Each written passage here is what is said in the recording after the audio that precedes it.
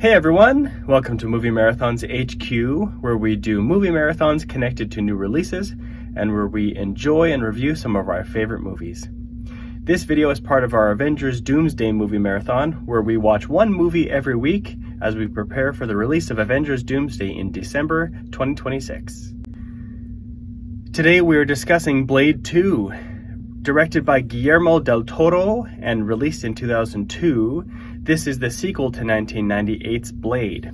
While neither of those movies are in the MCU, there is a significant connection to another MCU movie, so that's why it's included here in the Avengers Doomsday Movie Marathon. We're also out of chronological order, as mentioned last week, but I thought it would be fun to watch the Blade movies in October to align with spooky season. Overall, I don't like this movie. I think it is a big step down from 1998's Blade.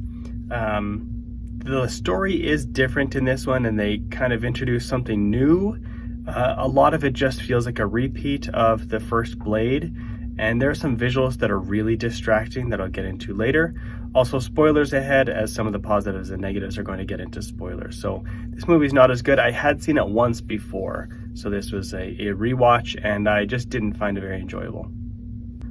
For positives, I would mention the action scenes and the practical effects, and also the coolness of the character of Blade. And for negatives, I would add the CGI. I would talk about the retcon from the first movie to this one, the lack of character development, the visual choices that are made, and the R rating as well. So for the positive of action scenes and practical effects, this is again a great action movie with lots of action sequences. And so they're pretty good. Wesley Snipes, again, as Blade, delivers and sells a lot of those action scenes very well.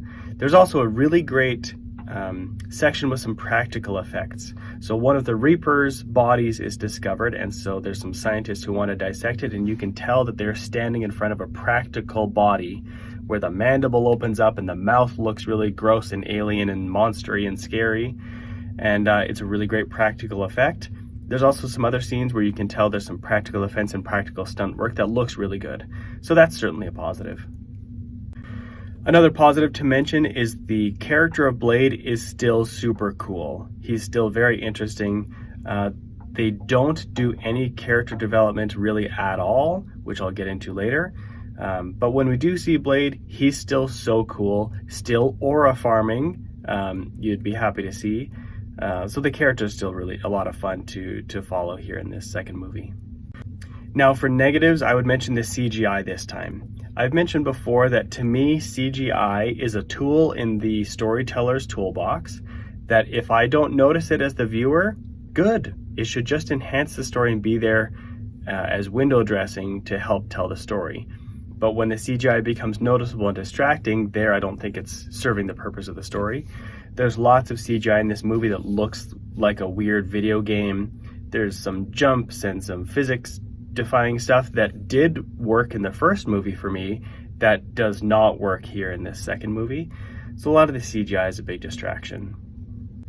Another negative is there's a major retcon in this movie. In the first Blade movie, Abraham Whistler, the veteran vampire hunter who mentors Blade and has mentored him for many years, he gets found out by the vampires, they beat the heck out of him, and then turn him into a vampire, but then Blade comes upon him and says, like, we both know you've got to die because we can't have you turn into another vampire. And so Whistler says he'll do it himself. Blade walks away and there's a gunshot heard, and you see Whistler's hand drop as if he's dead. Now in this movie they retcon that. Retcon stands for retroactive continuity, and Whistler's alive. The vampires kept him alive and tortured him for years, and Blade goes and rescues him. So sure, they wanted Whistler back. It's just frustrating when they do these kind of obvious retcons. So I never bought that throughout the rest of the movie, other than they just wanted to have him back, so they just brought him back. Another negative is that there is a real lack of character development, especially for Blade. So in this movie, there's this new breed of vampire monsters that can turn both humans and vampires alike. And then the thirst for blood that these creatures have is very strong. It's also almost like they're drug addicts looking for their next high. So that's interesting, I guess.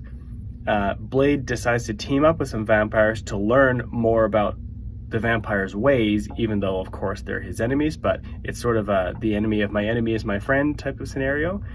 But then Blade has no character development at all. No moral dilemmas, no decisions he has to make, nothing that really stretches him. So it's just very obvious he's just there. It's just an action movie. Eat your popcorn and move on. So that's a negative for me.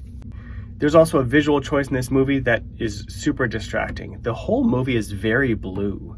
So for cinematography, it must have been a choice to just cast blue light over everything.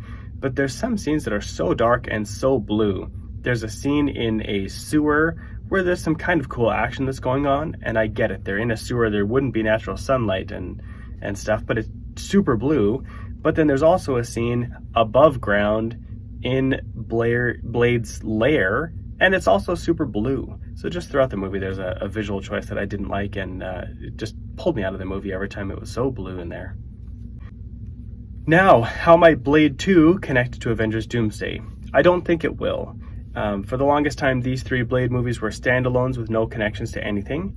And in 2019, Marvel Studios announced that they were developing another Blade movie, this time with Mahershala Ali in the starring role.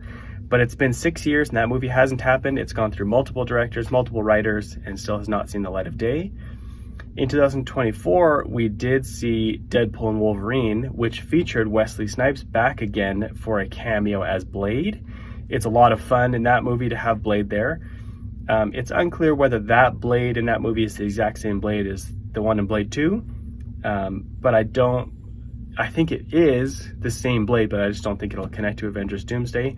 Also, Wesley Snipes is not on the cast list yet for Avengers Doomsday, so I don't think there's going to be any connection. But he did survive at the end of Deadpool and Wolverine, so I guess you never know. So that's my review of Blade 2. What did you think of this movie, and how do you think it may connect to Avengers Doomsday? Make sure to let me know in the comments below. Follow Movie Marathons HQ on Instagram, TikTok, and YouTube, and also on Letterboxd, where you can see all of the versions of the Avengers Doomsday Movie Marathon. See you at the movies!